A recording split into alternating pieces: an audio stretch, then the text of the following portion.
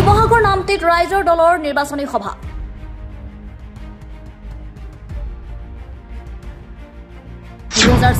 নিৰ্বাচনক লৈ ৰাইজৰ দলৰ তীব্ৰ প্ৰচাৰ অভিযান।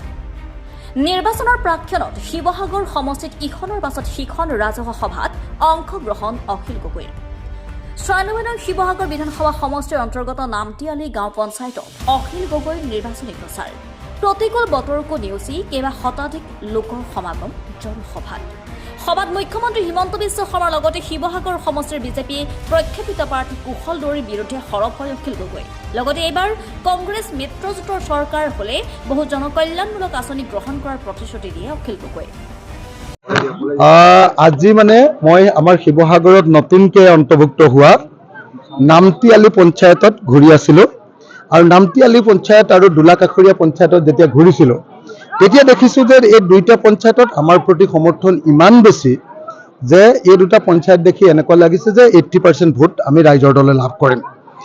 ৰাইজৰ যে মৰম, সকলো শ্ৰেণীৰ ৰাইজৰ, দুখীয়া ধনী মধ্যবিত্ত সকলো শ্ৰেণী, হিন্দু মুছলমান খ্ৰীষ্টিয়ান সকলো মানুহ, আদিবাসী মানুহ আছে, তেওঁলোকে আমাক সহযোগিতা কৰিছে। সকলো জাতি ধৰ্মৰ মানুহ, কলিতাসকল ইয়াত আছে যথেষ্ট পৰিমাণে। তেখেতসকলে মোক খুব ভালকৈ ইমান ধুনীয়াকৈ মৰম কৰিছে। আহোম ৰাইজ আছে, সেইখিনি মানুহেও যথেষ্ট পৰিমাণে আগ্ৰহেৰে কামখিনি কৰিছে। গতিকে সকলো ধৰ্ম বৰ্ণৰ মানুহে যিধৰণে স্বতঃস্ফূৰ্তভাৱে দোলাকাষৰীয়া পঞ্চায়ত, নামটিয়ালি পঞ্চায়ত, এনেকৈ প্ৰত্যেকটো পঞ্চায়তে ওলাই আহিছে, এইটোৱে প্ৰমাণ কৰিছে যে 2026 চনৰ বিধানসভা নিৰ্বাচনটো ৰাইজৰ দলৰ কাৰণে শিৱসাগৰ সমষ্টিটোত একপক্ষীয় হ'ব। কমেও 50,000 ভোটত লিড ল'ব পাৰিব।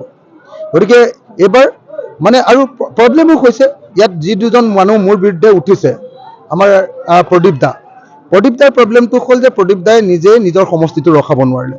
গতিকে মানুহে কোনোপধ্যে প্ৰদীপ দাক আৰু ভোট দিব নোখোজে।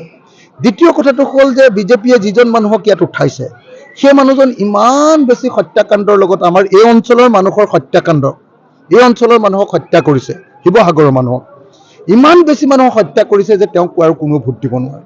আনকি বিজেপি মানুহবিলাকেও কৈছে যে আমাৰ কেণ্ডিডেটজন বেয়া হ'ল, আমাৰ কেণ্ডিডেটজন একেবাৰে বেয়া হ'ল, পৃথিৱীৰ ভিতৰতে আটাইতকৈ বেয়া কেণ্ডিডেট, আৰু পঢ়া শুনাও নাই, একেবাৰে নাই, নাজানেও, কথাও ক'ব নাজানে।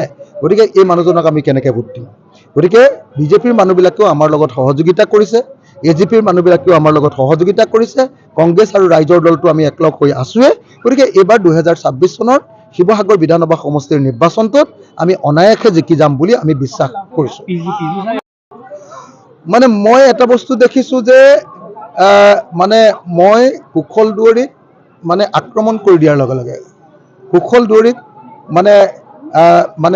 বিতৰ্ক কৰি দিয়াৰ লগে লগে, আচল সত্যবিলাক কুশল দুৱৰী সম্পৰ্কে কৈ দিয়াৰ লগে লগে, যেতিয়া কৈ দিছোঁ লগে লগে অসমৰ মুখ্যমন্ত্ৰীৰ চুলিবিলাক থিয় হৈ গৈছে। মই দেখিছোঁ যে তেখেতে চুলি লগাইহে থৈছে বুলি মই শুনিছিলোঁ, কিন্তু কালি news desk report, life time Assam.